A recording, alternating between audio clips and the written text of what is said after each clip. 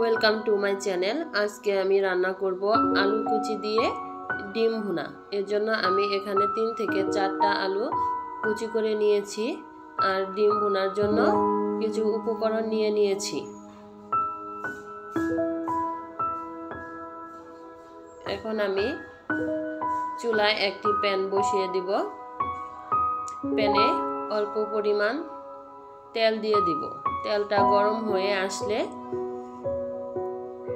এখানে আমি ছুলে রাখা ডিমগুলো দিয়ে দিব। তার উপরে অল্প পরিমাণ হলুদ গুঁড়ো দিয়ে এটাকে লালচে করে ভেজে নেব।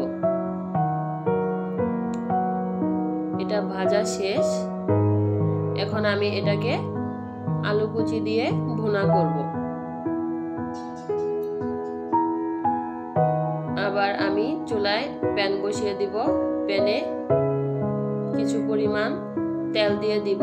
তেল গরম হয়ে আসলে কেটে রাখা পেঁয়াজ কুচিগুলো দিয়ে নেড়ে চেড়ে একটু ভেজে নেব। এখানে একটি এলাচ, দারচিনি এবং তেজপাতাও দিয়ে দিব। দিয়ে এগুলো লালচে করে ভেজে নেব। ভাজা শেষ হয়ে গেলে অল্প পরিমাণ পানি দিয়ে দিব। পানি দিয়ে এখানে 1 চা চামচ হলুদ গুঁড়ো, 1 চা চামচ মরিচের গুঁড়ো, 1 চা চামচ ধনে গুঁড়ো, 1/2 চা চামচ গরম মশলার গুঁড়ো দিয়ে দিব। দিয়ে এটাকে নেড়ে চেড়ে আমি কিছুক্ষণ কষিয়ে নিব। পরিমাণ মতো লবণ দিয়ে দিব।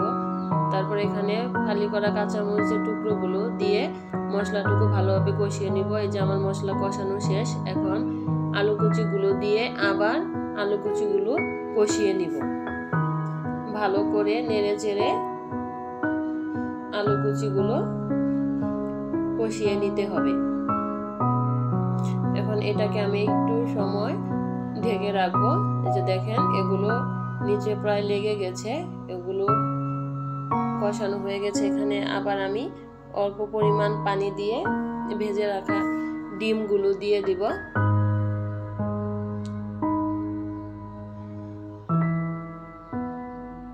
ডিমগুলো দিয়ে একটু নেড়ে চেড়ে নিব।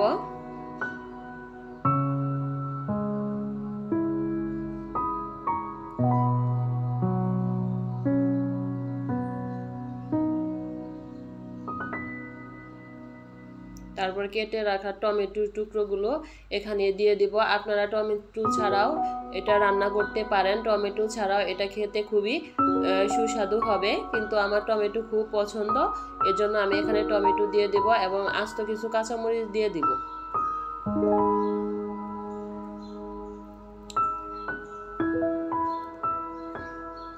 দেখেন এটা প্রায় হয়ে গেছে। এই রেসিপিটা কোনো ঝামেলা ছাড়াই খুব সহজেই রান্না করা যায়। এটা আপনারা চাইলে এইভাবে বাসায় ট্রাই করতে পারেন। এটা খেতে অনেক ভালো লাগবে। আল্লাহ হাফেজ।